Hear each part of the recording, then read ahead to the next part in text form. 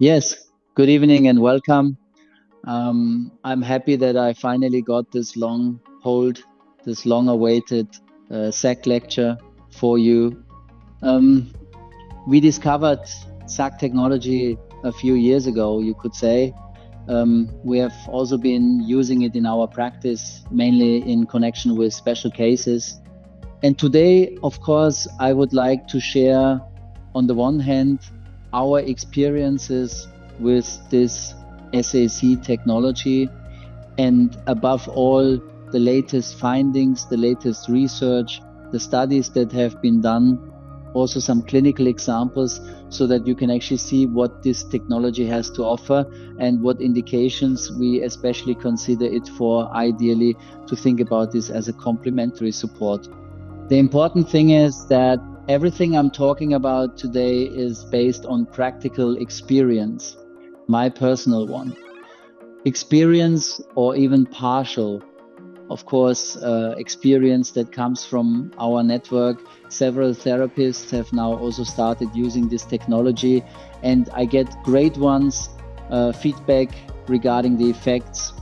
But it's clear that everything I do today is actually based on my own experience. And as always, it is important that as a therapist or doctor, you double check what I have said, and of course take your own responsibility and contributes to what is recommended to patients. Calcium, one would think, is a well-known element. When you say calcium, you think of osteoporosis, you think of bones, but you will see that calcium is much more than just skeletal health, because there are actually many regulatory processes and systems involved. That is why it is important to clearly list all these properties of calcium again, so we can see later in connection with calcium metabolism and vitamin D, which of course also goes without saying, what options we have for all of these properties, especially when the patient's regulatory function is suboptimal, so that you can restore the proper regulation or carry out the right optimization. Calcium is the most important mineral building material for bones, teeth, and skeletal stability. We know that 99% of calcium is actually present in the skeleton, and only 1% is outside the skeleton. When we talk about the blood, for example, we have only few grams of calcium are present, but you will see that it is precisely this free fraction that is no less important, to put it another way, almost more important than what we commonly associate with calcium so far. And of course, it is important to delve a bit into cell physiology, to allow calcium to develop all these properties within the cell itself, so that we can take a closer look at it. We see that calcium has a structural function. As I said, we have a huge calcium reservoir, is also regulated by known hormones. We know that parathyroid hormone, for example, what is synthesized from the parathyroid gland, is responsible for getting calcium out of the skeleton. If the calcium in the blood drops, for example, we also know that not only calcium is mobilized, but also magnesium and phosphates, for example. And conversely, we know that calcitonin, for example, from the thyroid cells, also plays an important role to ensure that it finds a way back into the skeleton. We know that especially in times of crisis, especially when there is severe hyperacidity or a tendency toward hyperacidity, tissue acidosis, for example, the skeleton also helps, of course, can function here as a buffer system.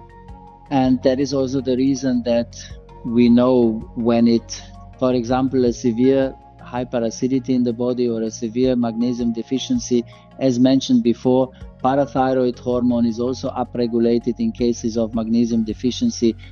Magnesium and calcium are ripped out of the bone, and this can then become permanent, lead to loss of calcium. What then contributes to it, or what is the most important cause, is that actually osteoporosis can occur. We know the clinical significance. with a mild case. In mild cases of demineralization, we talk about osteopenia. And if one cannot get that under control and the underlying mechanisms prevail, then at some point a pronounced osteoporosis develops, which then also increases the risk. Fractures, etc., increase, but not only in the area of the skeleton, also in connection with the teeth, of course. Dentists know this phenomenon very well too, the importance of calcium, vitamin D, and a few other cofactors that we will discuss. And of course, you can also see that exactly with such people, if damage occurs, that healing of fractures becomes very difficult, including growth disorders, for example, in tissue repair, etc., which are managed suboptimally. And we can see that chronic mineral depletion from the bones very often leads to maldistribution, which in turn leads to there not being enough in the bones having calcium, while partly outside the bones increased deposits of calcium can arise, which in turn can also trigger symptoms. Here we have shown again in this image how complex this whole thing is and where calcium actually plays a role everywhere. We see, broadly speaking, that calcium plays an important cell communication function, primarily due to calcium or calmodulin, which is also a calcium binding protein that determines which response of calcium needs to be carried out at which location. We will also see energy production later, especially in connection with the mitochondria. We see that calcium at several points via several enzymes, via several proteins, also ensures that the mitochondria can produce ATP at all. We will see that calcium is also present in the area of the endoplasmic reticulum, plays an important role. I will come back to it later. And it is also very important that calcium is a crucial element that is responsible for the survival of the cell on one hand, and also when a cell degenerates, calcium can decide to sacrifice that cell to initiate apoptosis. P53, for example, which we will discuss later, also plays an important role there, as do the caspases. For example, these are enzymes that can actually initiate apoptosis when it is needed. And here, for example, I will come back to this later calcium is incredibly important in connection with AMPK and mTOR.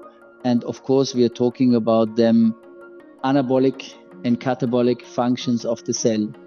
Hormone release, immune regulation, it all depends directly on calcium as a signaling molecule. In that sense, you can sense how the potential to derail in the wrong direction is actually very large. The first important function intracellularly is the role of calcium as a regulator of growth and hydration, how well a cell needs to be hydrated, and also cell activity itself is regulated by calcium. And of course, there are also a few pumps involved. We will see later that there are a few ways to actually pump calcium into the cell. This also works partly through antiport or symport.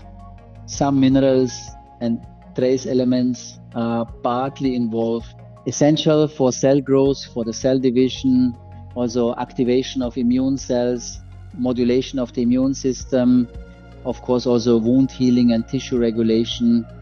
And as we all know, muscle cell function, without calcium there is no contraction, let alone the fact that the heart can permanently ensure that our tissue structures are well supplied with blood. If this derailment mechanism occurs, we see again that too many symptoms can occur. Here we have to think about, for example, chronic inflammatory reactions, tumor progression, which we will discuss in a bit more detail later. But actually, calcium could be a deciding factor as to whether tumor cells are eliminated in time. We must not forget that tumor cells are permanently produced in our bodies. It is simply the job of the immune system to recognize whether the degenerated cells pose a threat and can then lead to them being cleared away. Fibrosis, the formation of crosslinks, for example, also depends on calcium metabolism. And if we see later that calcium is crucial for the mitochondria, you can also imagine that the regulatory forces break down if ATP synthesis actually comes to a halt. Calcium is also incredibly important in connection with cell communication. We know that especially at the so-called motor end plate, the synapse between nerves and muscles, the so-called neuromuscular junction, we see that calcium can be packaged into such vesicles and accordingly through the correct signal also released, and in this sense can also initiate a contraction either continuously, as is the case for the heart muscle, hopefully, and also specifically at the moment we decide accordingly through our somatic nervous system to set the muscle in motion. That is, everything happens through the fine-tuning of these calcium vesicles, which actually also enable the transmission of electrical signals. And of course, this is essential for all releases of neurotransmitters, not just in the peripheral nervous system, but also in the central neurological hormonal regulation system. We will take a look at the fact that all hormones are also dependent on calcium as a signaling molecule, a signal atom, one might almost say, release of enzymes, also relevant for the digestive system. If we come back to it later, and it is also incredibly important for the immune response, cell communication. That means if the signaling effect of calcium is dysregulated here, then that can be the cause of depression, of anxiety. We know that depression naturally also has to do with neurotransmitters that have to be synthesized in the brain. I am thinking of dopamine or serotonin. And don't forget also in the gut, we sometimes synthesize more neurotransmitters than in the brain. This means that it is also important that in the area of the gut-brain axis, calcium can exert its effect here too. Anxiety states, including the limbic system, the amygdala, which is responsible for fear assessment. This is also regulated via calcium signals. Also the excitatory states of the brain, the fact that things can suddenly flare up, and GABA, for example, which should counteract this, is regulated by calcium. And of course that leads to restlessness in the body, also increased nervousness, increased sympathetic activity, problems with concentration. ADHD, for example, can also be a consequence of this, also in connection with hormones and insulin resistance. One always thinks of chromium and other important substances such as zinc, for example, vanadium, but calcium also plays a clear role here. The same also applies to adrenal activity, cortisol and adrenaline release, for example. This also means that with burnout patients, we should think about calcium metabolism. Or, of course, as mentioned before, chronic inflammatory processes, for example, neuroinflammatory responses and accelerated aging. That means if we have our calcium metabolism under control, this has, of course, also an important significance for aspects we know as longevity, regulator of nerve impulses and brain function, as already mentioned before, neurotransmitter release, determining exactly which neurotransmitters should increasingly dominate. What kind of effects the brain wants to achieve in the body is co-determined by calcium learning ability, the encoding of memory. Other things are also involved, of course, such as, for example, nitrogen metabolism, which plays a role in this, but also calcium memory formation, signal conduction, and of course, cardiac conduction. I also saw an exciting demonstration there. For example, heart was taken from an animal and calcium phosphate was used a classic calcium form that is normally recommended to patients, and nothing happens to the heart. But if ionized calcium is run over the heart, suddenly you can see that contractions are taking place. And that also demonstrates the immense bioavailability of calcium as an ionized substance. Of course, I will explain it in a little more detail later. Also, migraines, for example, don't forget, could be a calcium regulation disorder. Of course, not all migraine patients have this due to calcium metabolism disorder, but of course we know that migraines also have other triggers. We have also said in other webinars that histamine can be crucial, stress, etc. But also calcium has a clear significance here. Transcription regulation, that is to say the DNA, 1.5 meters of DNA per cell. You can imagine how much DNA we have in our body, namely a distance from here to Pluto and back. If we multiply that accordingly by our 80 trillion cells in our body. And here too, of course, a decision is made as to which parts of these gene sequences can be read, what needs to be programmed accordingly, which proteins need to be created, what enzymes need to be synthesized, what will be used at all in the body hormones, etc. And this is regulated via so-called transcription factors, all of which actually have calcium regulation. Here we are talking about NFAT, for example, which has important significance for the immune response, for the initiation of the inflammatory cascade. The same with NF-kappa B, for example, and P53, which we mentioned before, which will also play an important role in the context of oncology. If we take a closer look at transcription regulation and think about what it takes, what regulates it anyway, then you can summarize it with this overview, namely immune reactions, immune modulation, inflammatory responses. We know that inflammation can, of course, also under certain circumstances be necessary to initiate repair processes. Only if the inflammation is disproportionate, then of course it makes sense to regulate it. Cell division, repair processes, apoptosis, when a cell can no longer be saved or when it has reached the end of its cell or life cycle, then apoptosis must be initiated.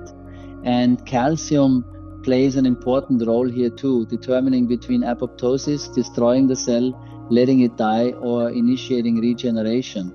Misregulation leads to autoimmune diseases, chronic inflammation, also the tendency toward tumor formation, cancer development, impaired wound healing, fibrosis, what we have already seen before, premature cell aging, and of course the role in the area of mitochondria related to ionized calcium is incredibly important. We know that mitochondria are responsible for ATP synthesis. This takes place by pumping protons back from the matrix of the mitochondria or through active pumping into the inner membrane of the mitochondria. And due to the fact that this creates a difference, an electrical gradient, the well-known turbine, the ATP synthase, or ATP synthetase more precisely, and this performance of ATP synthesis is also determined by calcium as a signaling effect. Of course, we know that there are other ways to use the pump to drive the turbine. We have already talked about mitochondria. We also know that near-infrared light, for example, can boost exactly this concentration gradient again. And this even leads to the turbine being able to turn around 300 to 400 times per second. And if we know that each turn results in 3 to 4 ATP molecules being generated, you can imagine what therapeutic potential we have if we make the mitochondria happy again through, among other things, calcium or light. ATP synthesis also creates free radicals. These are mechanisms that are very well described also in relation to oncology. I will come back to this later in the talk. We know that the free radicals must naturally be kept under control, and this is ensured by antioxidant enzymes, which in turn are dependent on ATP. In other words, the system defends itself by generating the ATP that keeps the free radicals under control, and the energy balance is precisely determined by calcium accordingly. Too little calcium leads to poor performance, the mitochondria become sluggish. You can see that the synthesis of ATP clearly suffers, leading to fatigue, burnout, states of exhaustion, muscle weakness, neurodegeneration, heart failure, all the things we know about mitochondrial disease. We know that with mitochondriopathy, when you look at this topic, the potential to make patients happy again is incredibly broad. And calcium, don't forget, even if it is only 1% of calcium outside of the skeleton, we know that calcium is crucial for both the first and second phase of detoxification, that is to say, biotransformation, converting toxic compounds into less toxic compounds, up to the so-called bioconjugation to process toxins, the waste products, into bile so that they can be excreted later. This too is determined by calcium. Here too we see that several proteases, several signaling enzymes are involved, all dependent on calcium. And in that sense, you can say calcium and vitamin D metabolism is also responsible for the flow of bile, for cellular transport, and also autophagy, which is of course also important for detoxification. The fact that cells sometimes need to have the opportunity to take out the garbage, to switch into autophagy mode so that the cell can free itself from toxic load, toxic metals, etc.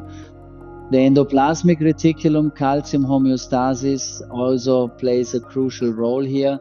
We know that we have a rough endoplasmic reticulum and a smooth endoplasmic reticulum with different functions. In the rough endoplasmic reticulum, it is determined how protein folding must take place, but also at the same time whether the folding took place correctly. If not, a correction is made. Hormone production, enzyme production, what takes place there. We see that, for example, the smooth endoplasmic reticulum, for instance, can also synthesize lipids, cholesterol, antibodies or membrane components are also synthesized there. Here too, there are incredibly important tasks at the level of the endoplasmic reticulum, which are also controlled by calcium.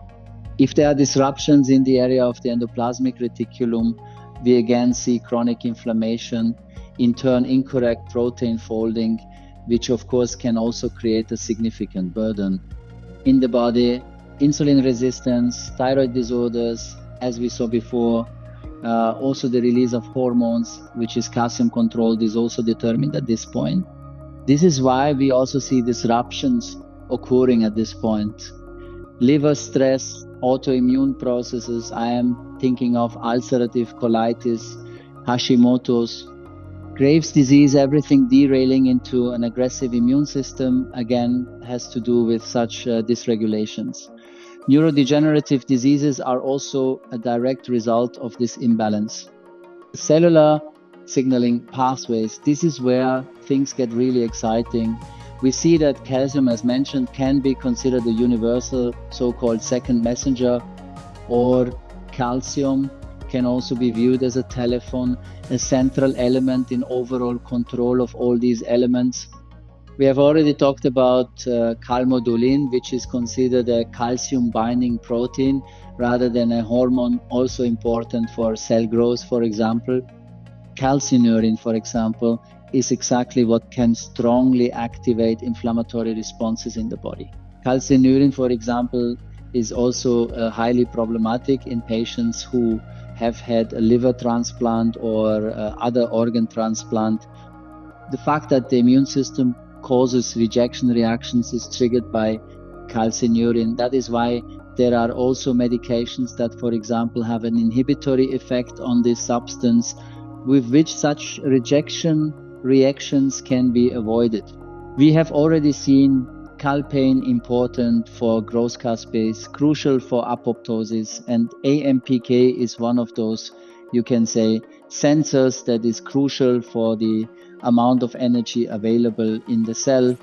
And if it is rather low in the shortest time, for example, at the moment that too little substrate is supplied to synthesize energy, at the moment that the mitochondria become exhausted, we see that AMPK ensures that energy is used sparingly, but at the same time, mechanisms are initiated such as autophagy, which actually enables the cell to initiate a small cleanup operation. mTOR does somewhat the opposite and is primarily activated and upregulated when there is enough energy available, and cell growth is promoted accordingly. If protein synthesis can also be promoted, that is the two factors that determine anabolism or catabolism, these are also finely regulated by calcium. These systems thus control growth, metabolism, autophagy, cell protection, or rather muscle adaptations, muscle contractions, inflammatory balance. If things go wrong, if regulation fails, then I suddenly have to deal with metabolic syndrome, insulin resistance, high blood pressure, type 2 diabetes, muscle atrophy, degeneration, both in the area of the neuromuscular junction and, for example, in the area of the brain, inflammatory diseases and so on. And membrane transport is also not unimportant. We see that calcium as an ionized element, calcium 2+, makes this possible independently of the vitamin D receptor. Normally, vitamin D ensures using a key lock principle similar to what we also know with the insulin receptor, that is, insulin docks onto the insulin receptor. The gate is opened so that glucose enters the cell. We see something similar with the vitamin D receptor. Vitamin D must be able to dock. The gate is open so that calcium can be introduced into the cell. However, there are other pump mechanisms and other channels, the aquaporins, for example, that allow calcium ions so that intracellular calcium metabolism can be regulated accordingly. But for that, we need the ionized calcium and not the bound calcium, as we will see later. If there are problems, generally in connection with the ability to get the calcium into the cell, again, the same issues arise. All of these symptoms occur, which we have already mentioned: cardiac arrhythmia, muscle cramps, migraines. Therefore, when you think of muscle cramps, don't just think of magnesium metabolism disorders, but calcium also plays a significant role in this. Again, migraines, states of exhaustion, and so on and so forth. Calcium is also important for clotting factor number 4, while vitamin K keeps the other factors in the coagulation cascade going or initiates it. Important for fibrin formation, thrombin formation, especially when an injury occurs and the body has to ensure that we don't bleed out. The blood needs corresponding signal molecules such as calcium so that the cascade can be completed accordingly. Poor wound healing, tendency to hematomas, not just related to vitamin K, but also associated with problems of calcium metabolism. And this is very often forgotten because there are many patients with hypochlorhydria. We know that enough acid must be produced in the stomach, which from the perspective of our architect who built and programmed us is important.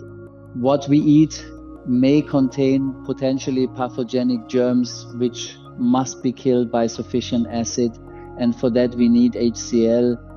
And in order for HCl to be produced, we need calcium, magnesium, zinc B, vitamins, for example, are also important. However, if there are any disruptions in calcium metabolism, then the acids are lacking. This is a catastrophe because we know that 80% of patients with heartburn do not have this due to hyperchlorhydria, but due to hyperchlorhydria. That is, for most patients, in most cases, one should actually boost the acids rather than reducing them. If there is enough acid, then we have enough gastrin, the stomach outlet can open, we have enough cholecystokinin. That means that this also controls gallbladder activity. We have a beautiful digestive system motility. The intrinsic factor is also synthesized, important for B12 binding and absorption in the last part of the small intestine. All of this is regulated by calcium.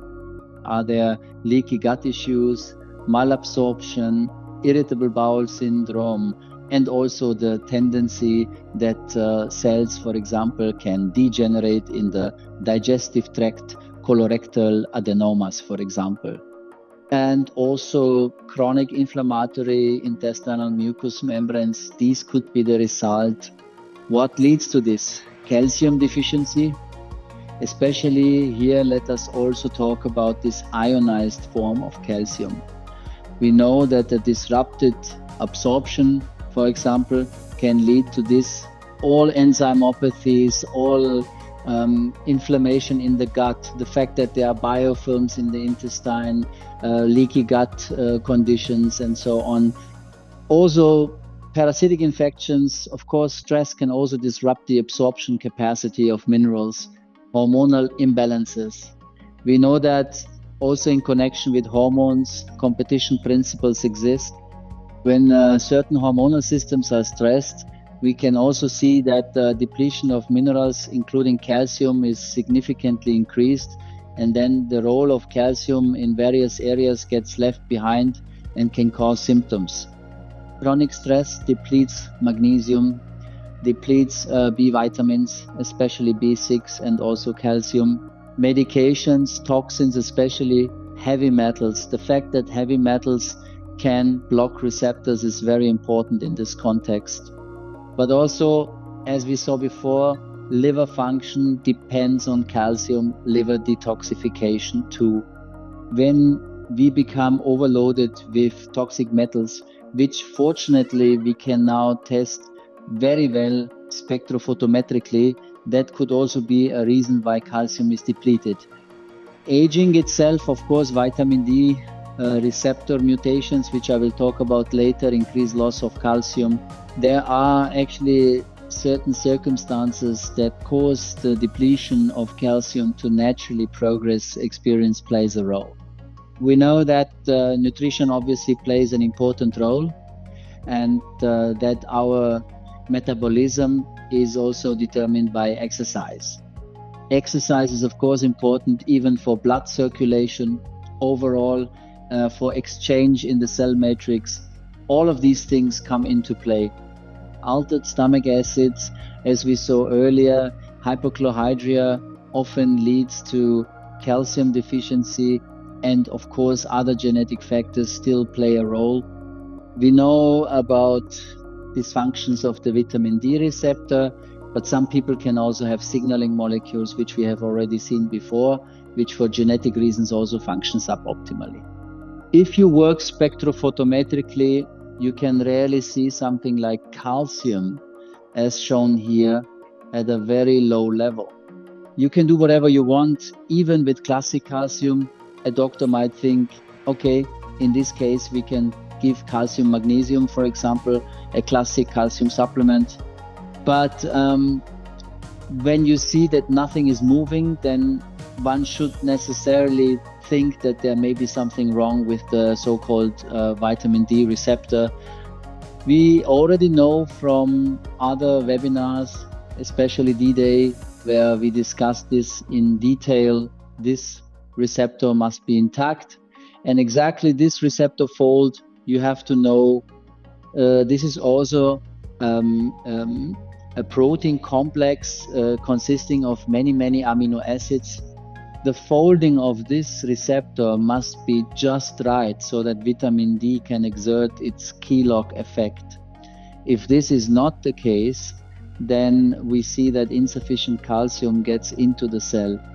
And if we feel like we can correct this accordingly with classic calcium, then we very often see that distribution disruptions arise, which you can sometimes see, for example, if you do a hair analysis.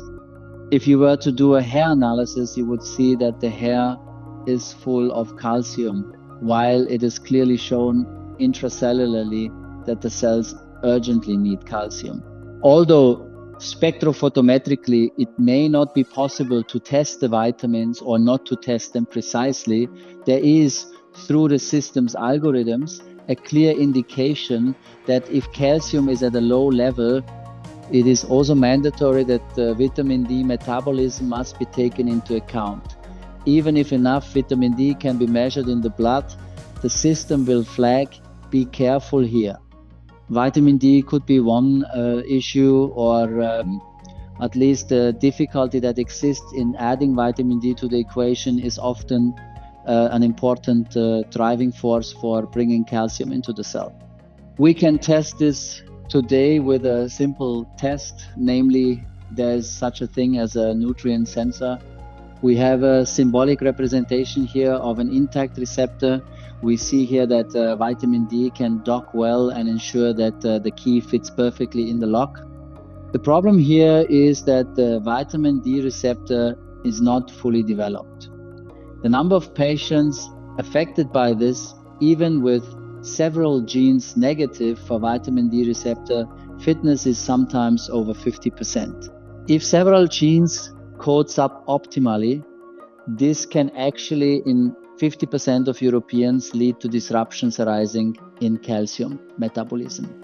When calcium cannot be transported into the cell and you flood the body with calcium without cofactors, without ensuring that it accordingly must mostly be incorporated into the bone, then that can be a risk factor for gallstones, calcified deposits, for the fact that through an inflammatory reaction here, for example, from a bursa or supraspinatus, a calcification suddenly occurs. Also, for example, plantar fasciitis, where something like heel spurs can develop. Everything has to do with this story. And don't forget, calcification of the vessels, namely arteriosclerosis, may be a direct result of calcium distribution disorders. And so we also see that such vitamin D receptor mutations, which occur in many patients, especially if you hear in the patient history that similar to what we have already seen with HPU, with the patients we described in our webinars as lost patients, patients with vitamin D receptor mutations, are also often lost patients because exactly the regulation of calcium is no longer optimal. What happens there? Exactly what we have already seen. The chances of neurodegenerative diseases increase, the chances of osteoporosis increase, also the chances of, for example, arterial calcifications, calcium deposits in vessels, stone formation, for example, the chances of rheumatic diseases increase, neurodegenerative diseases, MS and the like, also Alzheimer's. And of course, due to the fact that immunity loses strength, there's also an increased risk of developing cancer. And now we come to the quintessence of the lecture. So what does SAC even mean? What is SAC technology anyway? And where can we apply SAC technology? We know that with classic calcium supplements, it sometimes requires proper processing. We know that the receptor must be functional and that several mechanisms such as stomach acid need to be sufficient for us to even be able to utilize bound calcium at all. But if there is too little stomach acid when we have to deal with vitamin D receptor mutations, then that has potential negative effects, kidney damage, stone formation, what we have already seen. And there is this brilliant invention. And unfortunately, the invention, which is somewhat of a disadvantage of the system, needed years of development. I know the developers personally, and I know how much heart and soul was put into the development of this molecule. The fact is, the manufacturers have managed to develop a so-called sigma antibonding calcium. That is a calcium variant where the calcium can be considered ionized. And of course, that has many positive qualities, because of course we can address all the imbalances, the dysregulations we saw before, and we potentially have the opportunity to bring this back on track. Here we have the classic calcium, the bound calcium, the calcium carbonate. We see, or rather here on the right, we have a strong bond. We see low water solubility. It requires stomach acid. We have pH-dependent absorption, which of course is problematic for many patients, especially for cancer patients. We see a situation that is not completely ionized, as I said, before it can even be used. The body requires a great deal of effort, a lot of energy to make it usable. And if, on the other hand, we have the opportunity to deliver calcium via a different chemical state, namely the fact that we are dealing with weak bonds, then calcium as an antibonding system suddenly has the opportunity to distribute much better in the cell matrix, can be absorbed much better, so that this carbonate compound is significantly loosened and the calcium can be delivered exactly where it is needed, so that small micelles can arise, which are also crucial for transport, for example. Then, of course, we also have an incredibly better biological utilization, and that is the secret of SAC technology. Here again, the enormous effort it takes to make calcium as a classic delivery system usable. And if there are disruptions, it can even have a counterproductive effect. It can actually lead to distribution disruptions, where, for example, this calcium doesn't make its way into the skeleton, but is deposited somewhere. When deposited in hair, it is mostly harmless. However, if it is deposited in tissue structures, then that is not so desirable. And here we have the opportunity with SAC technology to actually ensure that, and even to offer an opportunity if there are deposits, if distribution disruptions have already occurred, to get the calcium that has somehow embedded itself in vascular structures and deposited to make it reusable. And I will explain why that is later, because we have the possibility, and through SAC Technology, there are of course several variants, several products that we already use extensively in our practice. And our patients have tested them and experienced them accordingly. But above all, we have looked at what the effects are, especially when used as a treatment. We see that due to the fact that we can easily increase the ionized calcium and initiate a so-called mild hypercalcemia, this can of course have important, significant effects. On one hand, we have the phenomenon that we inhibit parathyroid hormone. The parathyroid hormone, as we saw before, is basically the hormone that is triggered when there is too little calcium, causing it to be mobilized from the bone to make it available again. If we inhibit parathyroid hormone, we potentially have the opportunity to allow calcitonin and also osteocalcin. The calcitonin is the key to incorporating calcium into the skeleton, and osteocalcin, which is also, by the way, dependent on vitamin K, ensures that the calcium in the bone is properly structured.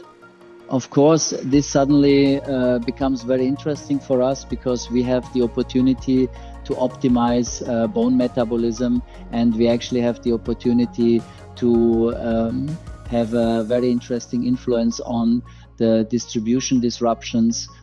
Those who think that if you do not administer enough SAC, this could lead to pathological hypercalcemia, we are actually talking about small increases in concentration.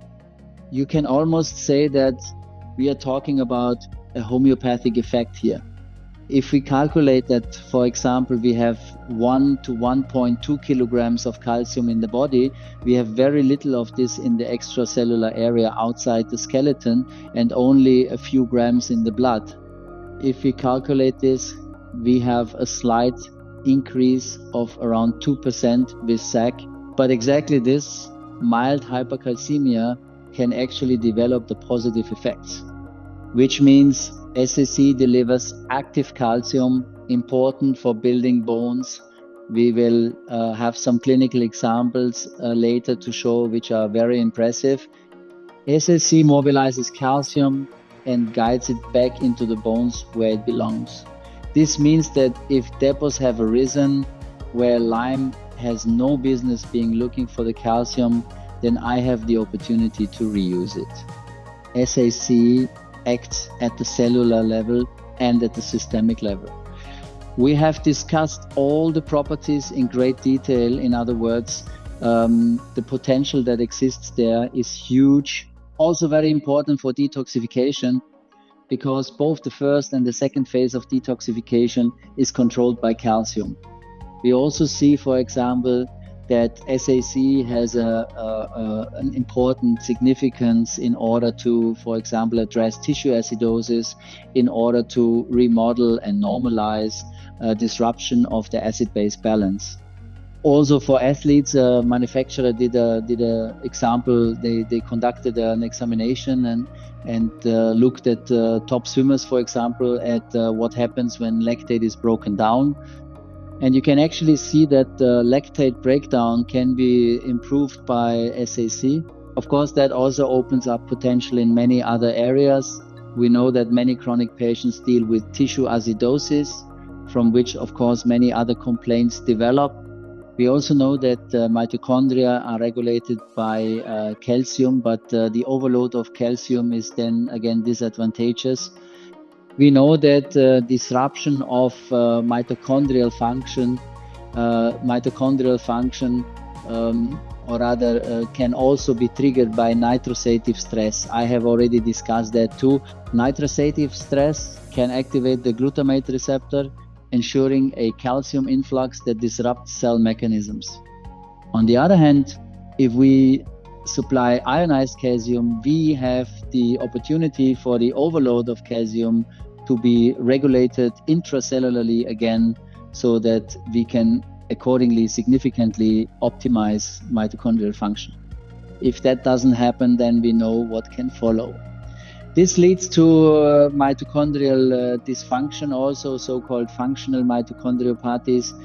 This is, of course, the perfect condition for all degenerative diseases to develop. We also see some studies related to SAC and ionized calcium. There are already animal models being used to see what happens then. In mammals, we see that through ionized calcium, there is a significant improvement and an improved bone mineral density arises. Calcium balances are returned to normal. We see that bone formation occurs. We see a reduction in bone loss. In other words, great potential to be used also in patients with osteoporosis and osteopenia. We now also have some clinical effects that are very clear. What is also interesting in connection with what I have already described, Dr. Coy described it very well. Cancer cells switch off mitochondrial energy. They drive the so-called transketolase upward. This is an enzyme that we normally only know in systems like the testes and eyes. Mitochondrial activity is undesirable because the mitochondria synthesize too many free radicals. The transketolase, which is inactive in all other cells, is activated in the area of degenerating cells. That is, the dormant gene makes transketolase go high, switches off the mitochondria, forces the cell into anaerobic glycolysis, with which there is less energy, but the cancer cell can ensure its existence with this by producing significantly fewer free radicals. The lactic acid that is produced is used by the cancer cell also to present it at the cell membrane. At that moment, a castle appears protected by an acid mantle where, for example, our killer cells can no longer become active. In other words, this is a protective mechanism that cancer cells can use. And if we can neutralize the environment of cancer cells, then of course we also have the opportunity to give the immune system more strength to eliminate such degenerated cells. That means if we also use SAC to influence the pH value of the interstitium, then we also have the opportunity to inhibit tumor growth, also to inhibit angiogenesis, which cancer cells typically also use to ensure the supply of nutrients, especially glucose. We know that a cancer cell requires an incredible amount of energy. And if they have already switched off the mitochondria, then of course they need a lot of substrate to produce energy. And of course this can be guaranteed by sugar. Therefore, it is not without reason that it is recommended for cancer patients to accordingly undertake a sugar reduction. Dr. Coy says 1 gram of carbs per kilogram of body weight is the maximum. And also regarding the suppression of the immune system, which is ensured there, we can potentially counteract this. Whatever could potentially happen there, we have lactic acid, we have the lactate, also the calcium as an ion has the possibility to trigger a biochemical reaction, which ensures that we can break down the lactate accordingly. There is also something else, what we know as TP53. This is again a gene, and the gene codes for the protein P53, and P53 is like a protective gene or a protective protein, you could say. This can also be referred to as a tumor suppressor gene, because at the moment that a cell is threatening to degenerate, this protein has the possibility to accordingly initiate apoptosis. However, there is something known as NF-kappa B used by cancer cells. And this is again a disruptive factor. NF-kappa B has the possibility of interfering with the effect of this protein on the nucleus, which is initiated at that moment when the cell enters in order to initiate apoptosis. This is disrupted by NF-kappa B and is essentially blocked. And what we also know from the studies is that SAC Technology has the potential to inhibit NF-kappa B. If it is possible to do that, then it is of course yes, purely logically clear that the P53 protein can spread again and possibly even then have an effect on cancer cells. Here we see the effect of these two yes forces, one could say, NF-kappa B versus P53.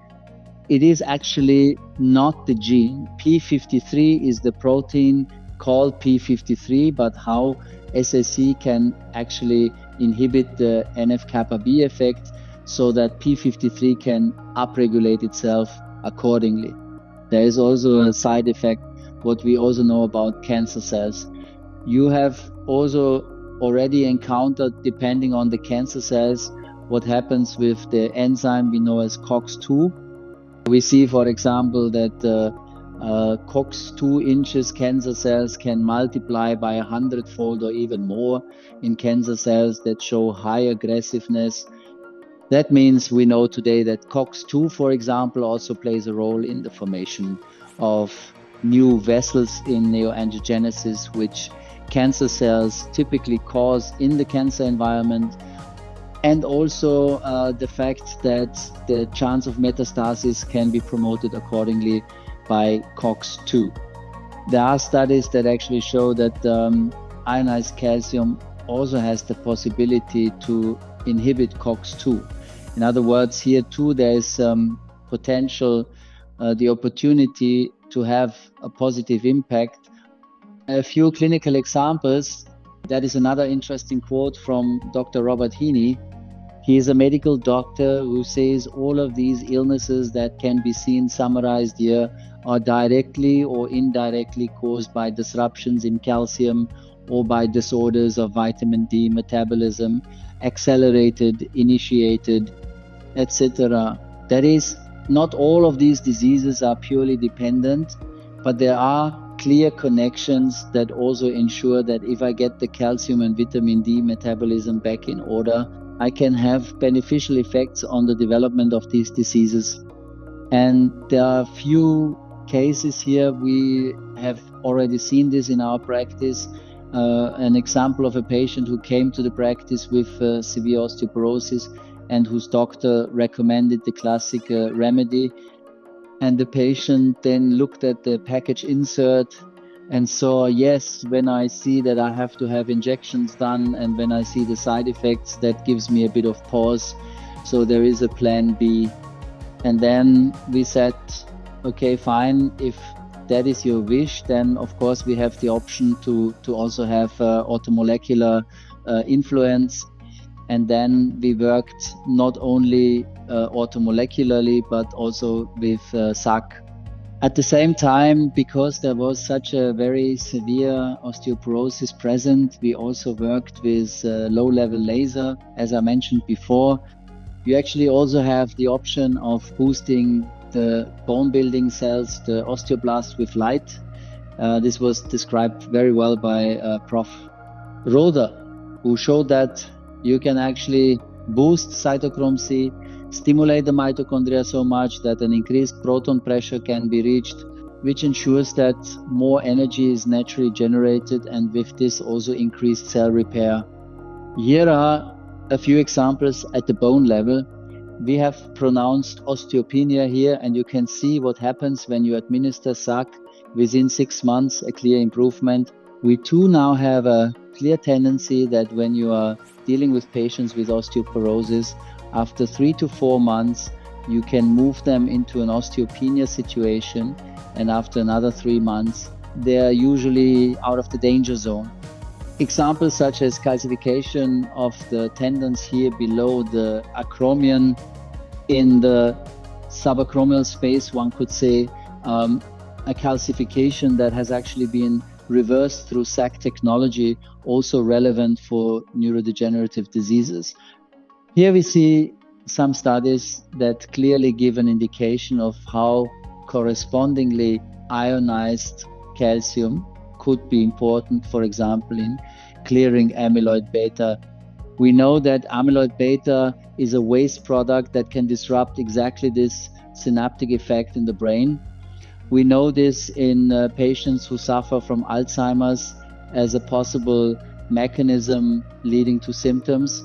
The tau proteins also play an important role related to mitochondrial transport, which is typical in this neurodegenerative disease. They lose their effect, also lose their structure. And the clinical study also shows that ionized calcium has the potential to influence this.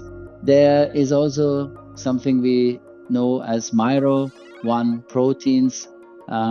This is a very exciting story. These are proteins. For those who don't know it yet, you can take a look on YouTube, The Inner Life of a Cell. There you see the so-called motor proteins, which are capable of transporting vesicles with material from A to B, from the endoplasmic reticulum toward the membrane, or vice versa. And here too, there are such proteins that actually have the opportunity to reintroduce mitochondria where the mitochondria are no longer active, where the mitochondria have lost their function, etc. And these can accordingly be provided by mesenchymal stem cells.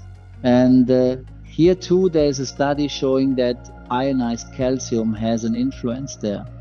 If we know that the mitochondria are naturally calcium regulated, then we know that the motor proteins, which require a huge amount of ATP, of course, can perform their task as a transporter much better there too.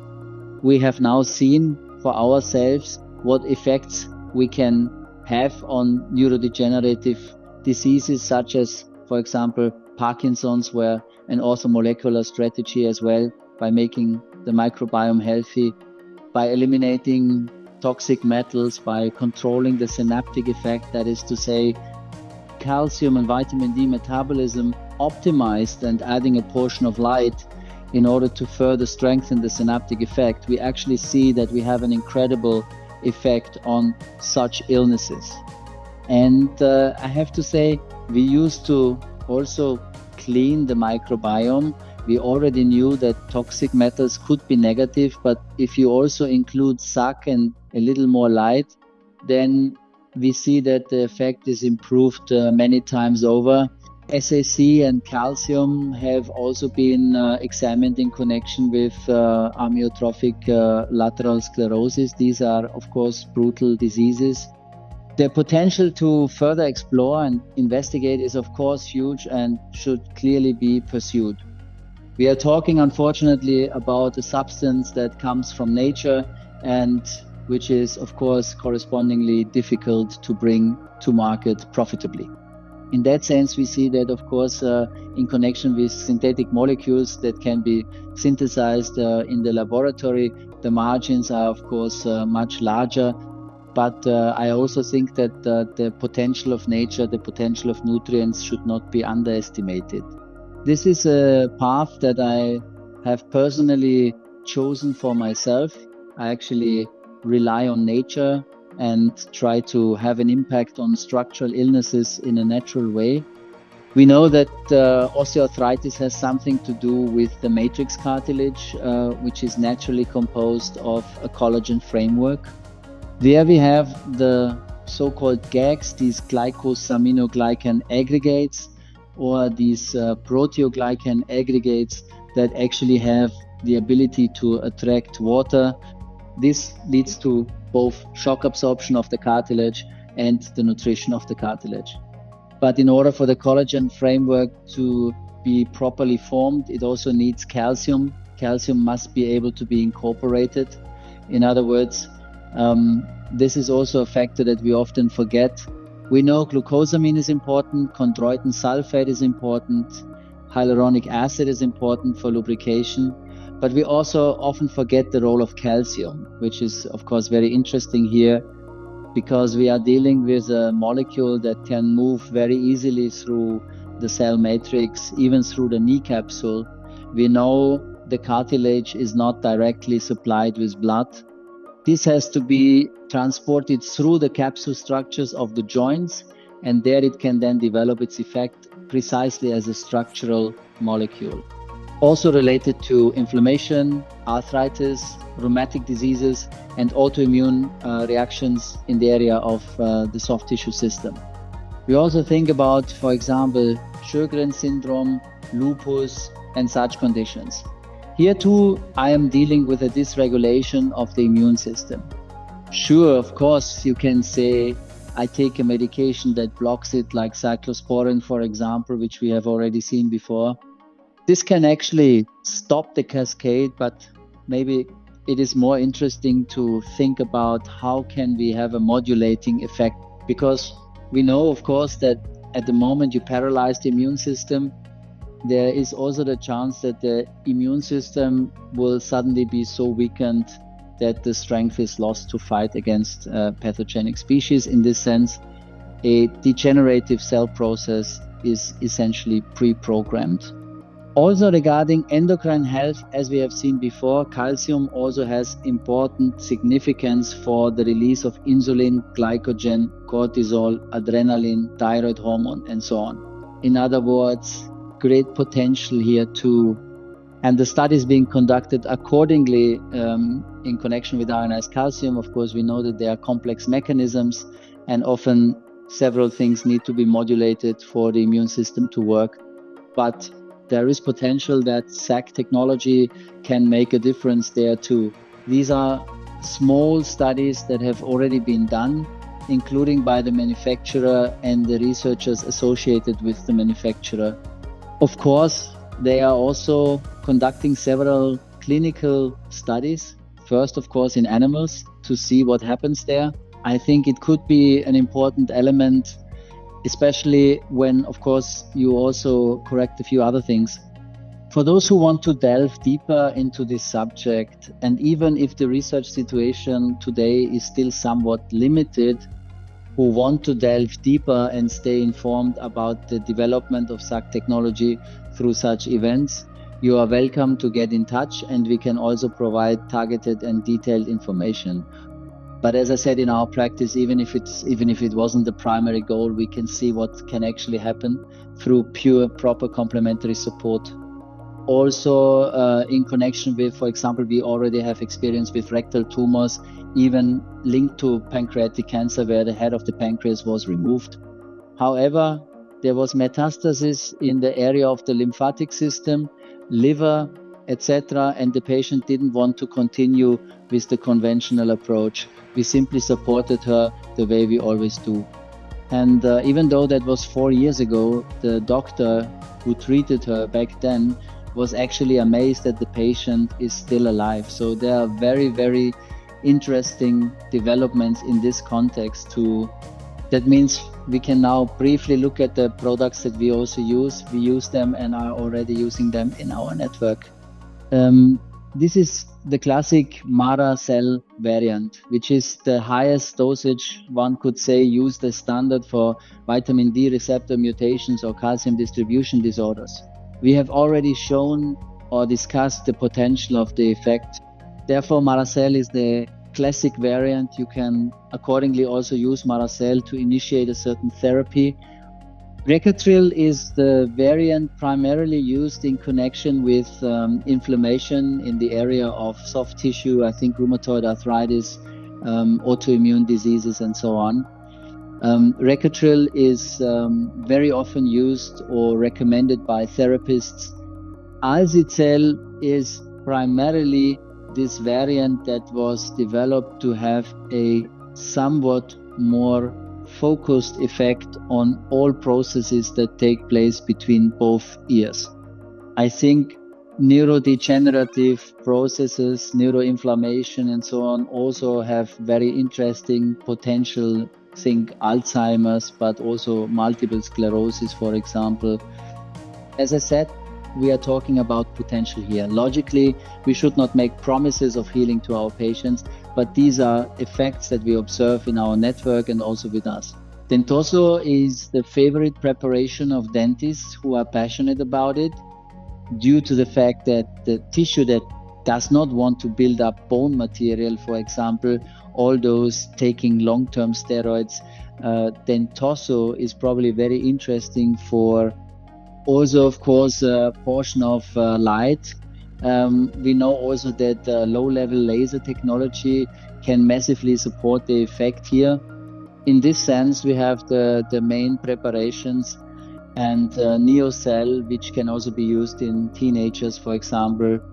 Of course, this can also be used in children if there are specific indications, or as a long-term therapy when patients have, as they say, drawn the short straw, have a vitamin D receptor mutation that does not correct itself because it is a genetic defect. After that, you can basically, if you have addressed the subsequent reactions, use Neocell for long-term therapy. It is also somewhat cheaper. In fact, the only downside to this technology is that it is expensive. This has to do with development, of course, but also with the manufacturing process. We know that not all ionized calcium products are equal. There are some suppliers that are not comparable to what is delivered here. You can see this in the effects we observe in our patients. That is why there is a webinar offer. SAC Technology was developed in Canada. In Canada, it is very widespread. Word has spread incredibly that the effects are actually a blessing for the body. Here in Europe, it is still relatively unknown. Of course, some patients and some therapists have started experimenting with it in quotes and recommending it to patients. And when you actually see that it works so well, then it makes sense to try this out. And I am convinced that many patients will probably benefit from it. And with that, we have come to the end of the lecture. I want to close here And of course, we are also willing to answer any further questions until another time. And thank you for your attention.